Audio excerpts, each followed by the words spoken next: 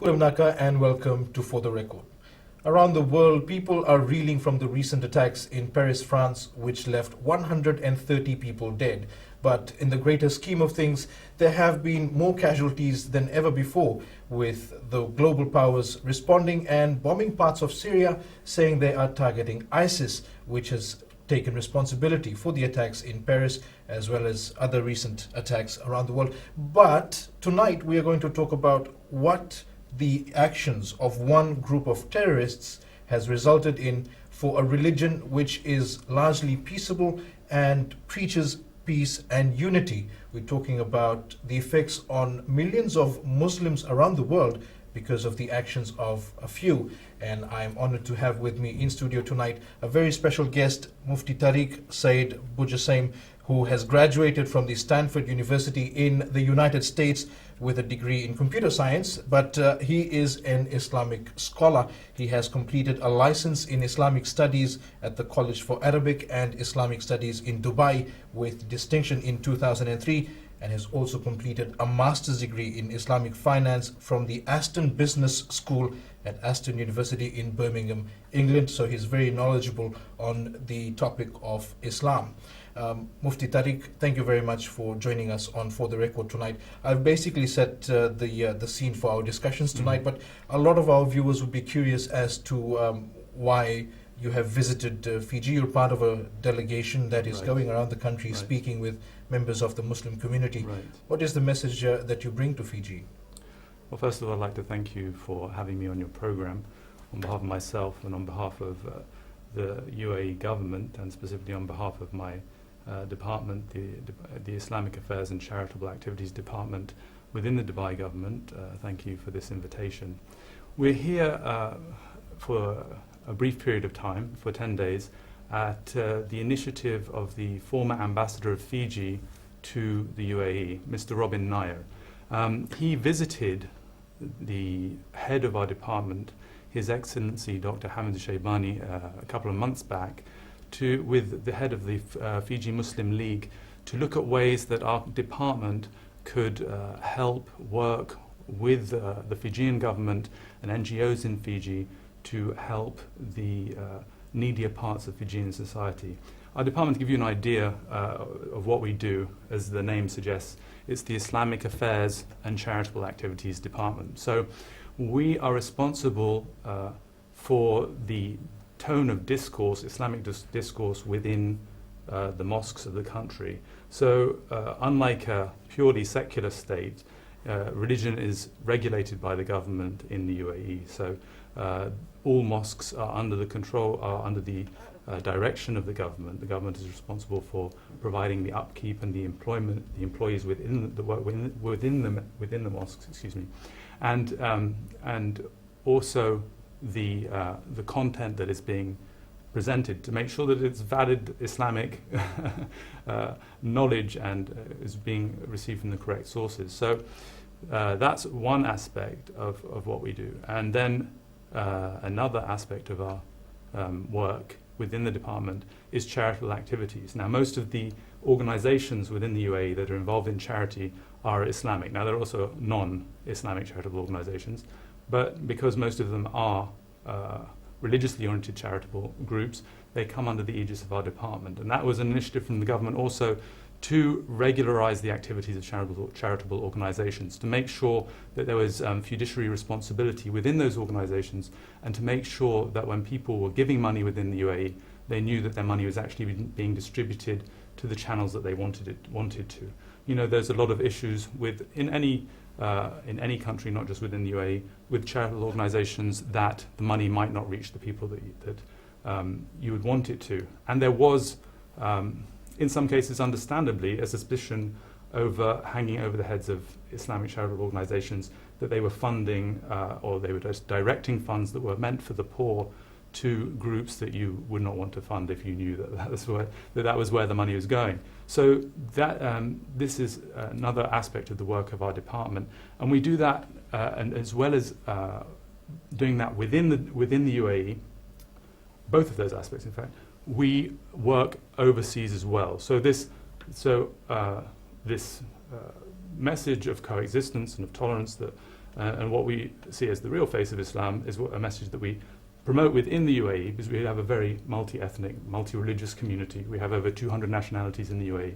I think just about everyone in the United Nations has is represented within our country. So, and we want to spread that message and in other communities within the Muslim diaspora. So we do work in North America and in Europe and within the former Soviet Union, and we also do charitable works overseas as well. So we've been involved in, for example, providing access to water to impoverished communities in over 40 countries.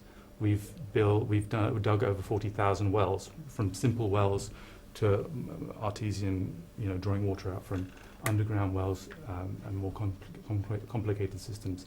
And then we also work in empowerment for overseas communities to bring people out of poverty, to give people gainful employment and take them out of a welfare mentality. So these are the two goals that we as a department have within the UAE, and we try and spread that message outside of the UAE. And as I said, Mr. Robin Nair, the former ambassador, contacted His Excellency Dr. Hamd al-Shaybani, got in touch with him, met with him, and through that initiative on his part, we had initially been scheduled to go to Hungary at this time, but that trip was delayed, and instead we were asked to go to Fiji because it seemed a more worthy and more pressing need and project to do. So that's why we're here, and we've been here for let me see.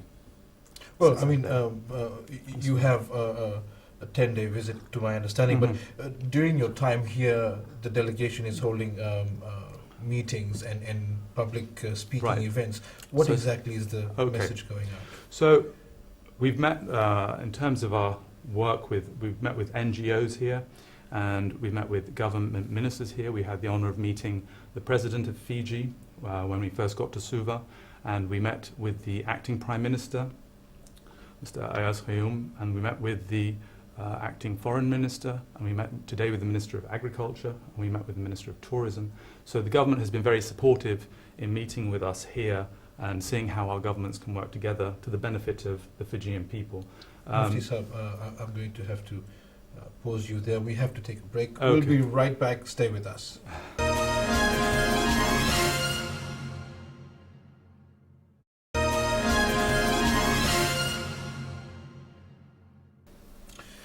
Good evening. Welcome back to For the Record. We're speaking with Mufti Tariq Said Bujassaim, who's part of a delegation from the United Arab Emirates speaking about Islam and peace and unity, making a number of public engagements in Fiji. Mufti Saab, I'm interested in some of the religious talks, aspects of what you've been doing. So I just mentioned in our previous segment the work we've been doing in terms of poverty alleviation, and the other aspect that we've been trying to touch upon is peace and coexistence in Islam. And to that effect, I've had the opportunity to speak at several schools and to school children, try and give them a positive message about Islam. But more specifically, yesterday we had two talks, one in the morning with various Islamic ulama, scholars from around Fiji, to discuss the need for religious authority. So this talk was specifically about the necessity in the day in which we live for Muslims to be very open and clear in disassociating their religion from the stigma of terrorism. The acts of a small group who are a minority within a minority. They're a minority within the extremist community, and the extremist community is a minority within the Muslim community, are being allowed to hijack our religion through their foul deeds and their evil acts. And so the point of the talk was to get it across to these people who are ulama, they're scholars within the community, so they have an effect on the people that they are going to be, that are around them. The necessity and the incumbency upon us to be very clear in disassociating our religion through what we know of it. They're scholars, so they know that this is not correct, this understanding of Islam. and getting that message across to the general public. When you don't know about something, it's easy to be told anything about it. This is actually also true of a lot of Muslims.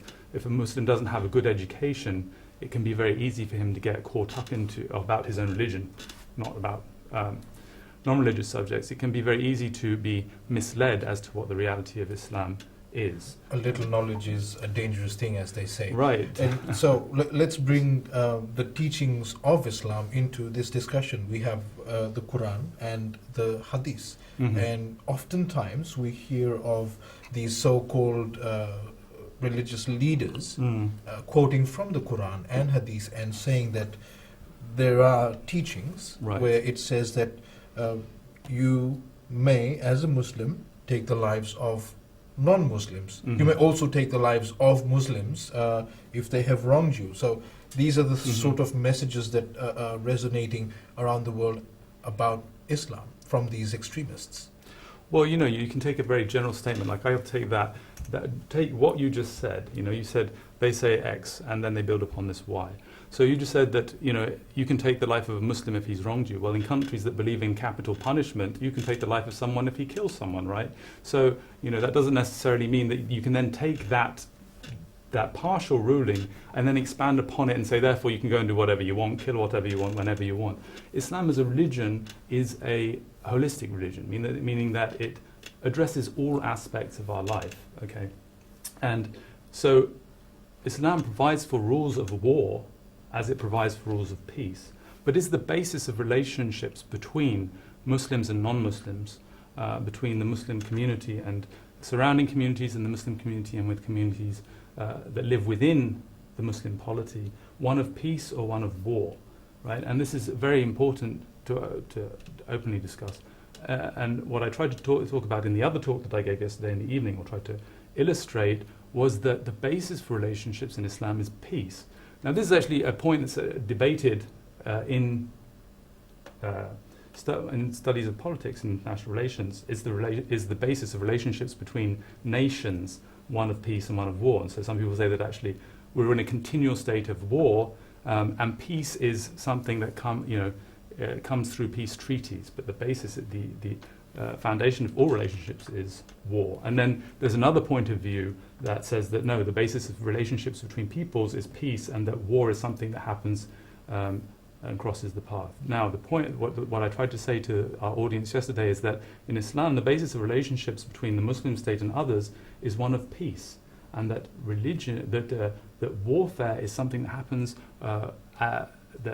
when others attack you. And so if the idea of self-defense is enshrined in international law. It's not something that is considered unreasonable by anyone. That if any state is attacked by another state, they have the right to defend themselves. But how then, Mufti Saab, have we entered a situation, a global scenario where Islam is seen as a religion of war, bearing in mind the actions of ISIS and Boko Haram in other parts of the world? Well, because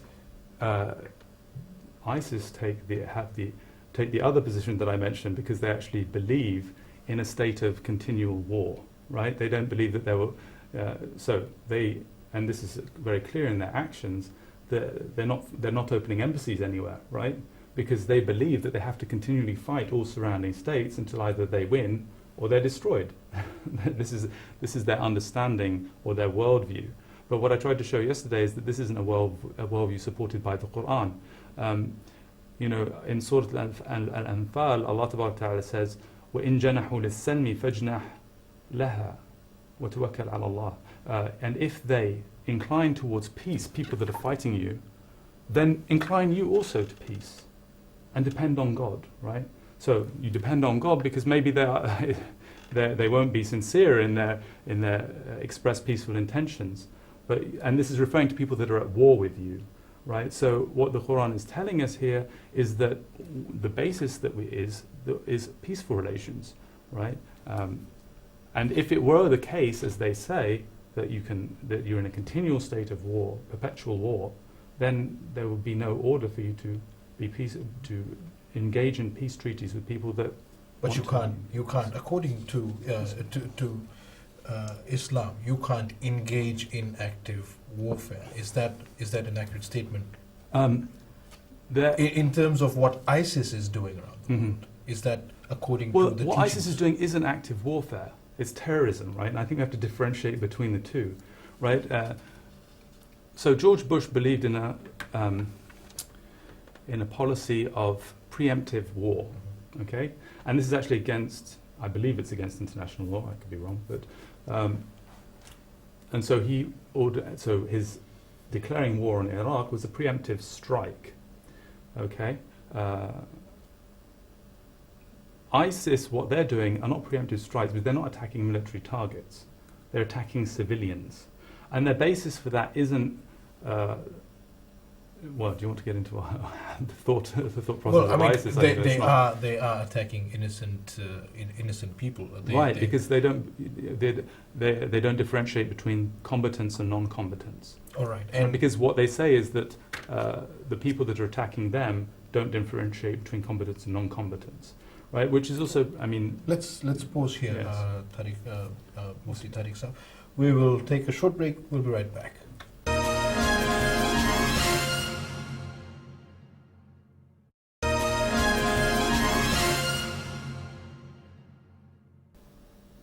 Welcome back to the show. We're speaking with Mufti Tariq Said Bujasaim from the United Arab Emirates. He is here with a delegation on the invitation of the Fiji Muslim League and the Fijian government. Mufti Saab, we were talking about what ISIS is doing. Let's not try and explain their actions. yeah. I mean, what I want to say, sorry, go ahead. Yes. Well, the point that I'm trying to make is that the ISIS is seen as a definition of Islam. Right, From, this is for problematic. people around the world. And this, yeah, so Who- to just follow up Yeah. with what I was saying, so they have this understanding, but in Islam itself, the Prophet ﷺ differentiated between combatants and non-combatants, right? So to put them all to this understanding of theirs is completely false. And you know, they rely. You mentioned earlier that they come out and they produce these very slick horror films, essentially. And then quoting the Quran and the Sunnah, or so it would seem to the ignorant person. But they are misquoting it and they are misunderstanding it, right? And when you return to the understanding of traditional scholars of Islam, they have a very different understanding.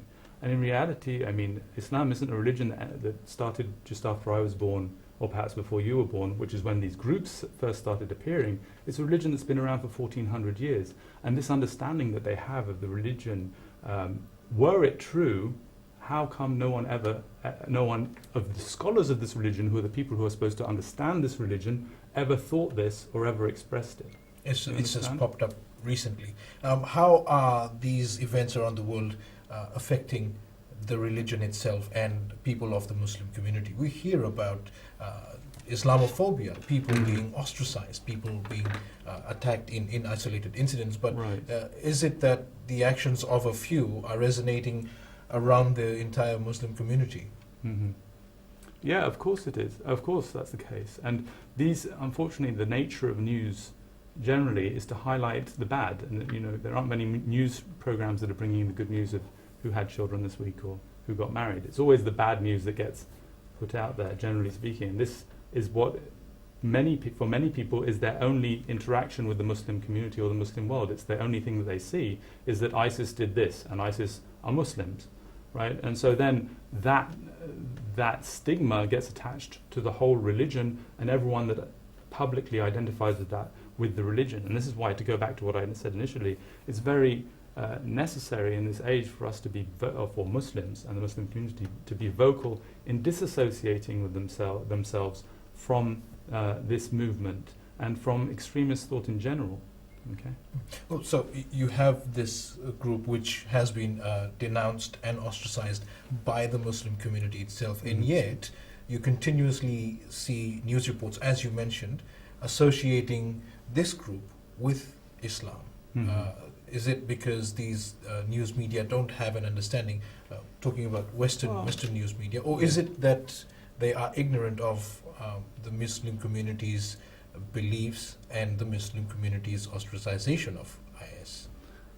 Oh, Edwin, you'd have to ask them that. I mean, why do I think it's the case? You, I think you there are right now, vested you're going around the interests. world. You know, the right. UAE government and you as a rep of the government are Right. going around the world having to teach about what Islam really is Mhm. as a consequential effect of what ISIS Yes. is doing and what's going on around Yes. the world. Therefore, you must have an opinion on what news media are doing and how, whether it's helping the situation or making it worse. Well, what they're doing is they're portraying events that have happened, right?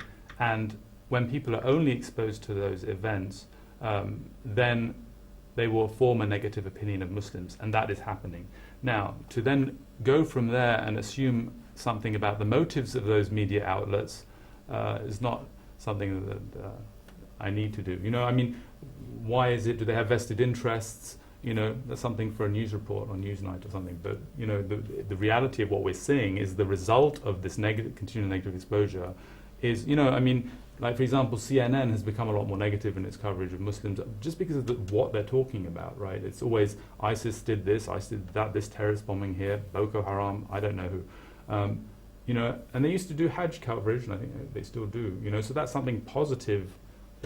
But you know, to counterbalance all the negative stuff that we're seeing is just.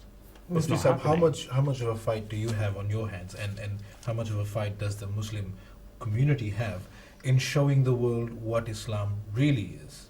Mm.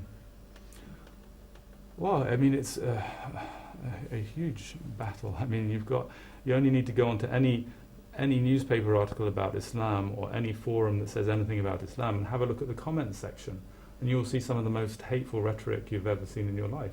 You know, and you'll hear calls for genocide, and you'll hear calls for wiping out all Muslims, and all sorts of crazy things. And that discourse has even entered mainstream politics in major countries of the world and superpowers. You know, and so yeah, it is a huge uphill battle. But you know, we do what we can. And how long do you think we'll have to continue this way? We'll have to continue this way until, you know, that's a good question. We'll have to continue until, you know, there is no more ISIS, inshallah, which will be sooner rather than later. Until there is no more, you know, Muslims are safe to walk down the streets in the diaspora community of Muslims in the countries where they have nationality and citizenship. You know, there's a lot of, there have been more incidences of attacks on Muslim institutions and reports of violence against Muslims in 5 days, I believe, after the attack in Paris, than there were in the previous year in one Western country, for example. And I'm sure that's something the Muslims are experiencing all over Europe as well. You know, and so until Muslims can live peaceful lives and productive lives in those countries, and also have to promote this message. Yes. You know, not that this is the message of Islam, so we have no problem promoting it. But you know, to be very vocal, I think, and also to work as much as possible on interfaith initiatives, on bridge building between communities. You know, and to work towards better understanding of Islam, and then. You know, personal ties are also important for Muslims to reach out to non-Muslims. I mean, we were talking about this before the program, that when you know a Muslim and you've been over to their house and they've been over to your house and you've had lunch together, dinner together, and you realize that they're not this horrible person that you thought they might have been from the television show that you watched. It's very Perception much, is very different yes, from it becomes reality. very different. Well, we'll take another break. We'll be right back. Don't go anywhere.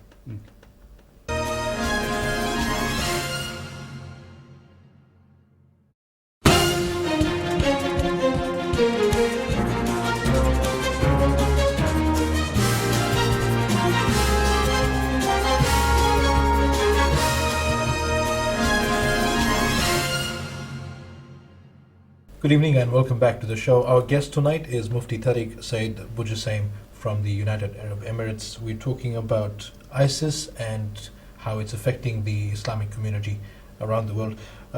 Mufti Saab, you mentioned how there's a need for people to talk openly across religions, across communities.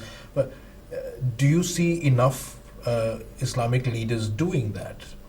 Well, I think a lot are, and I think but it doesn't get enough media coverage, right? And that's why I'm very grateful to you for having me on this program and giving me the opportunity to say something, one of the two major TV channels here in Fiji, because they are, and then, that message isn't spread enough, and so then you will hear people saying, why aren't the Muslims, saying this is wrong, therefore they must all actually secretly agree with it, when in reality, I've read this after several recent atrocities that have happened, when they have done, like Al-Azhar, the scholars of Al-Azhar University, which is the oldest seat of learning in the Sunni world, as well as scholars within Saudi Arabia and other prominent scholars from around the Muslim world, Islamic scholars in Europe, the recent statements of the leader of the Union of Imams in France, right? All of these things, but it's one thing for people to talk, but if that message isn't then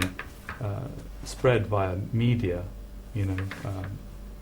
it's not going to get across. The message gets lost somewhere. Yeah. So we have now generations of people who've grown up watching and hearing and learning about Al-Qaeda, now ISIS, and everything that has happened in these years. We have people who've grown up in the Muslim community learning of these, or hearing and Right. Knowing that this has happened. Mhm. And we have non-Muslims who've gone through the same. They don't know Islam before September 9/11 or Islam before Al-Qaeda. Yeah. You have a very big fight on your hands, don't you? Mhm. And how do you take this message across when you have somebody who from birth has been exposed to this and to this day is still living through this perception of Islam? Well, to deal with the first part, the easier part is that I think it's important for Muslims to convey to their children, or to have these conversations with their children. We were just talking to someone before the program who mentioned that his daughter had come home after having been taunted at school by her classmates who are not Muslim. She's one of the few Muslim, or the only Muslim student in their school, and she had said, "Well, is this our religion?" So parents have to have open dialogues with their kids and let them know that this isn't the Islam that we were brought up with. This isn't anything that we know or was taught to us. And people also need to speak to be in close contact with their ulama, with their scholars, and get answers from them and seek out knowledge-based answers as to why this is not part of Islam, or a correct understanding of Islam. And just to go back to something that we opened with about ISIS representing the Muslim world, and I mentioned to you that they're an extremist group within the extremist group. ISIS don't even consider Al-Qaeda to be Muslims, right? That's how extreme they are. So if they don't consider, they don't consider the rest of the Muslim world to be Muslims to begin with. So how can they then be taken as representatives of all Muslims? Right? When they themselves don't consider us to be Muslims, they don't consider me to be. They consider me to be because I work for the UAE government. Therefore, I'm an apostate. And so, if they got their hands on me, they would put me to death, right? And yet, at the same time, I bear the stigma of their actions. This is the situation that the modern Muslim faces.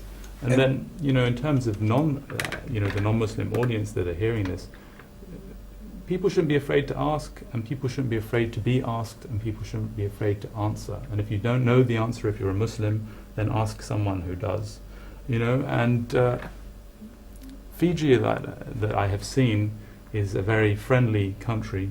Fijian people of whatever ethnicity or religion are very positive people, and there are good communal relations.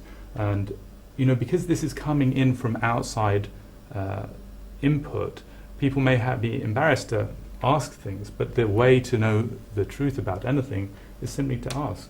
And there shouldn't be any stigma associated with it. And Muslims, to the Muslim audience, don't be upset if someone asks you something. We should be understanding. To give you an example, I think I was going through an airport once, and I got held up for for a long period of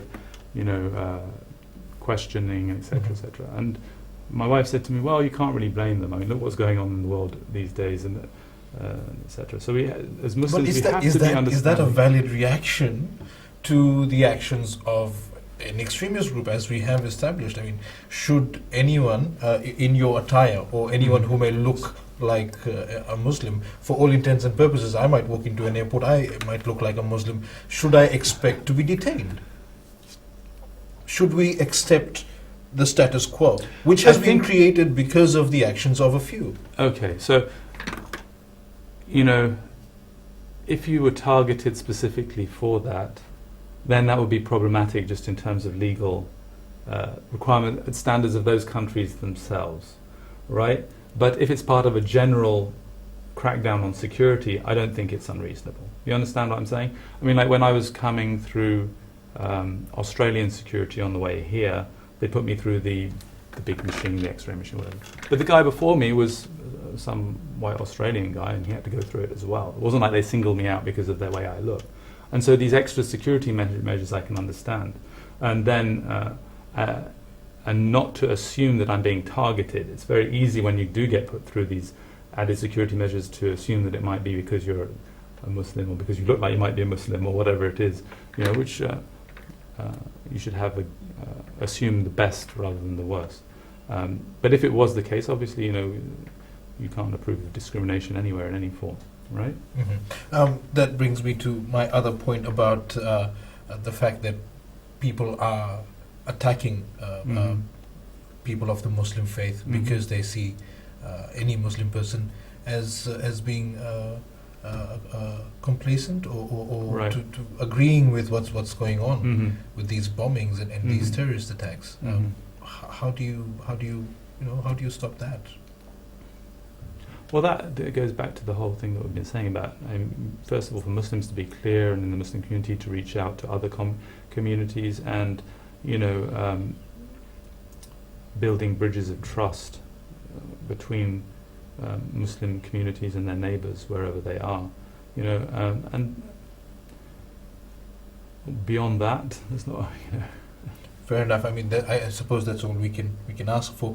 We will take a break. We'll be right back. Yeah.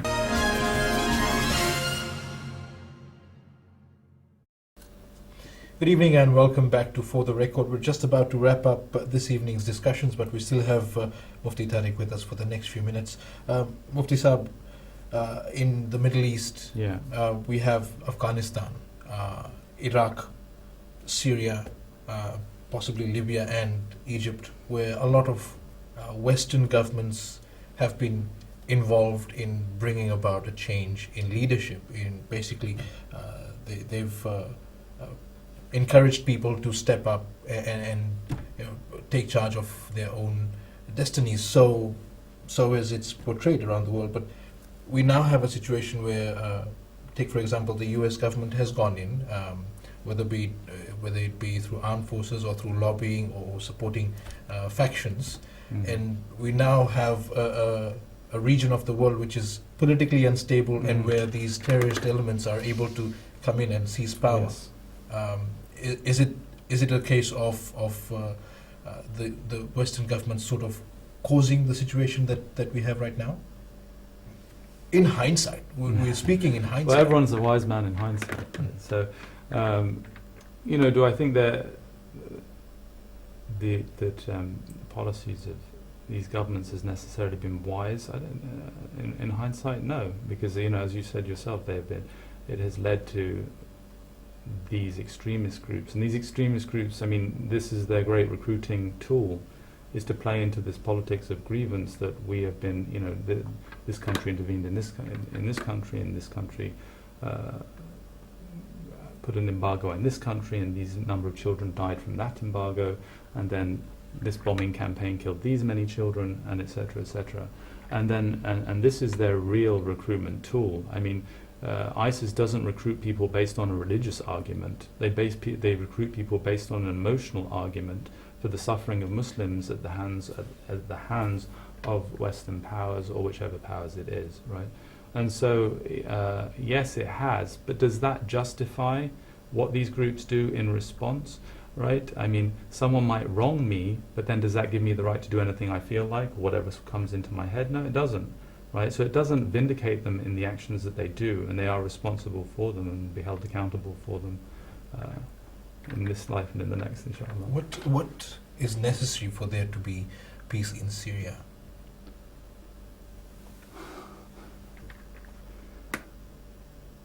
Well, they've got these peace talks going on. Do I think there can be peace in Syria as long as the current ruler is there and being supported after what he's done to his own people? That seems very unlikely. But it seems more of a global politics issue than the Syrian people themselves. Too many countries have too many interests at the current time. Final question for this evening, Mufti Saab.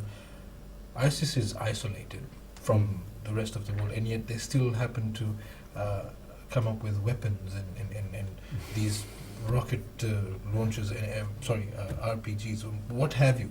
So does that tell you that there are people behind the scenes who are supporting ISIS, and do you have an indication of where this is coming from? They are getting their weapons from the bases that they take over, which are very conveniently deserted by the troops that were in them before they entered, like, for example, in Mosul and various bases within Syria. And then there are certain countries that drop weapons on them by accident and supply them with weapons that way. But, how long that will be the case remains to be seen. What is the future of Islam, Mufti Saab? Mm-hmm. What is the future of Islam? I don't know the future, so I hope for the best for Islam and the Muslim people wherever they may be. Mufti Saab, I thank you very much for being on the show tonight. We've had some very good discussions, and best of luck to you and your delegation in Fiji. Thank you very much. Thank you for having us. And that was the show for this evening. Next is the My Say segment with Nimani Ndalembatiki. I will see you next weekend, but until then, good evening.